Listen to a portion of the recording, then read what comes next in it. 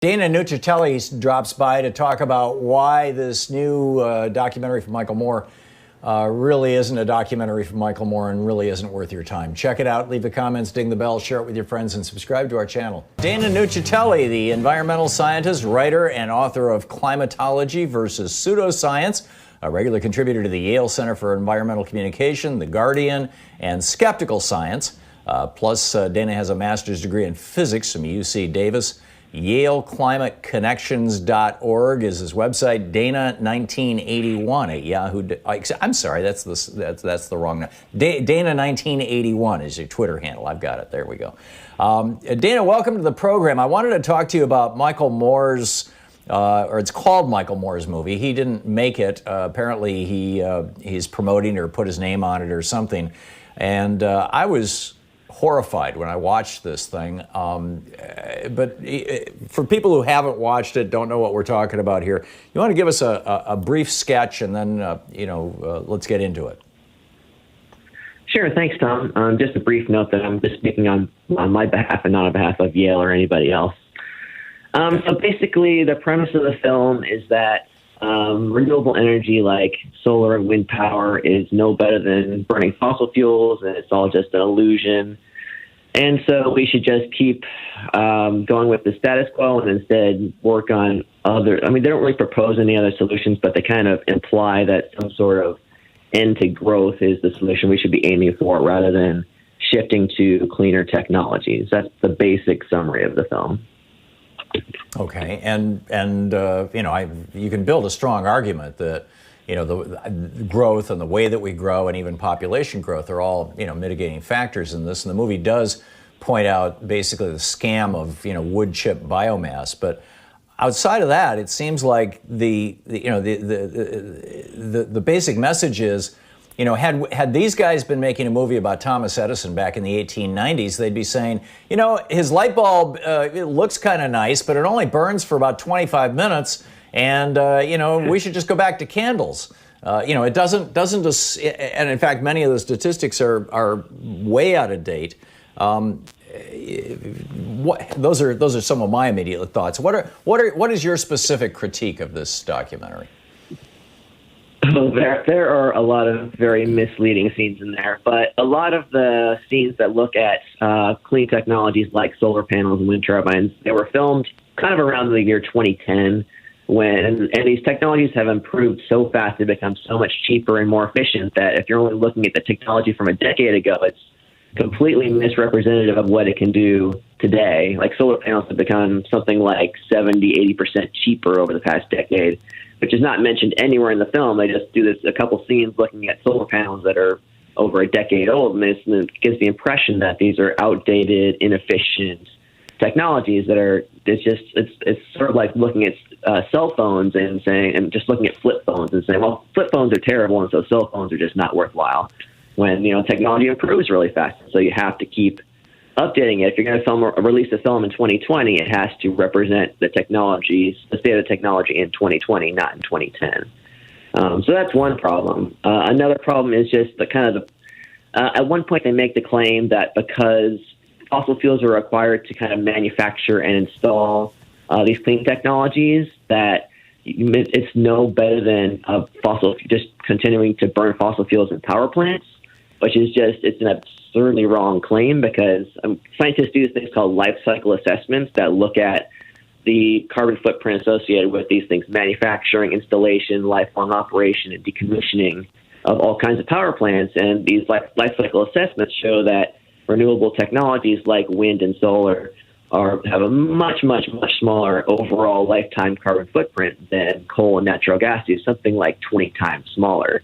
But the film doesn't do any kind of these quantitative assessments. It doesn't compare the numbers. It just says, well, because the carbon footprint of solar and wind isn't zero, then it's no better than a coal-burning power plant, which is completely ridiculous. And just that's the most misleading claim in the entire film. It's just flat out insanely false.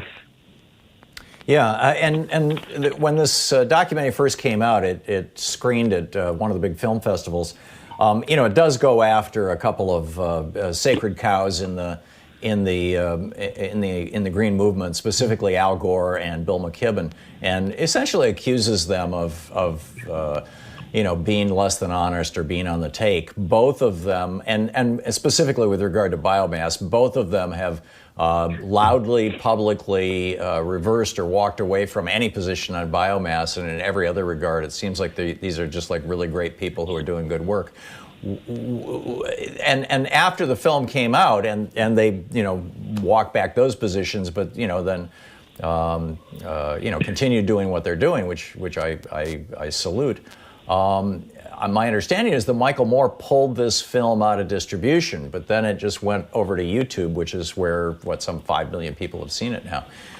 What's the story here with this thing? How did this film get made? Why is Micheal Moore's name on it? Jeff Gibbs was the director, but Micheal Moore was the producer on it. So I think Jeff Gibbs did most of the work and kind of brought Micheal Moore on board with it. I believe there's a group called Films for Action that had originally distributed it, and then they pulled it, and then they decided that they didn't want to get the kind of backlash and to draw more attention to it by pulling it, so they put it back on to their distribution website.